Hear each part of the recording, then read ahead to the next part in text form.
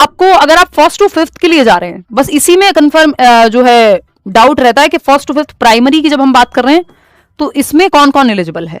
तो first to fifth में simple है, आपने डीएलएड किया हो, diploma in elementary education, final completed हो आपका जो कोर्स है, आपका जो डिप्लोमा है, आपकी जो डिग्री है, अगर बीएलएड है तो वो कंप्लीट होना चाहिए। अपीयरिंग में किसी भी नौकरी के फॉर्म को आप नहीं भर सकते। टीचिंग का कोई ऐसा एग्जाम मुझे तो आज तक नहीं दिखा जिसमें आप सेकेंड ईयर में हैं, बीएड के, बीएलएड के, डीएड के, बीटीसी के, और आप पेपर नौकरी वाला दे सकते हैं। आप सिर्फ टेट के लिए शामिल हो सकते हैं, अपीयरिंग में टेट में बैठ सकते हैं, चाहे वो यूपी टेट हो या सी टेट हो, कि आप सेकेंड ईयर में या फर्स्ट ईयर में हैं तब भी। नौकरी का पेपर आप तभी देंगे, नौकरी आपको तभी मिलेगी, टेट पास कर लीजिए सेकंड ईयर में या फर्स्ट ईयर में, नौकरी तभी मिलेगी। नौकरी के लिए तभी बैठ पाओगे जब आपकी डिग्री डिप्लोमा कंप्लीट होगी, ठीक है। तो अपीयरिंग वालों का खत्म, उनको सोचना भी नहीं कि उनको मौका मिलेगा, आज तक तो कहीं मिला नहीं है मेरी नजर में। डीएलएड की अगर हम बात करें, डीएलएड या फिर बीटीसी जिसको पहले कह देते थे, जिन्होंने पुराना कोर्स किया हुआ है, या बीएलएड होता है, कुछ ही जगहों पे होता है, बैचलर्स इन एलिमेंट्री एजुकेशन, जो आपका दिल्ली यूनिवर्सिटी के कुछ कॉलेजेस में होता है, और जो इंटीग्रेटेड कोर्सेज हैं 4 साल के, जिनमें प्राइमरी के लिए भी एलिजिबिलिटी बनती है, वो दे पाएंगे। बीएड वाले जो आपने नॉर्मल बीएड की है वो इसमें एलिजिबल नहीं होंगे प्राइमरी में, ये आपका सुप्रीम कोर्ट कह चुका है, क्लियर है।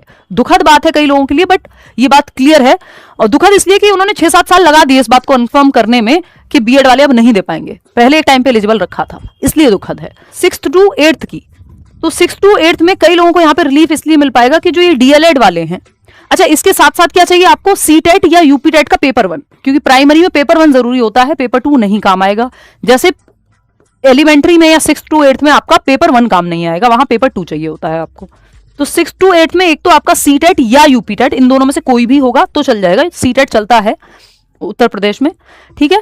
पेपर 2 चाहिए यहाँ पे आपका, वो क्लियर हो, यानी अगर आप किसी कैटेगरी से हैं तो आपके 82 नंबर, इवन यूपी टेट में तो ईडब्ल्यूएस को भी काउंट कर रहे हैं वो, और नहीं तो 90 नंबर जनरल कैटेगरी में, सी टेट या यूपी टेट में।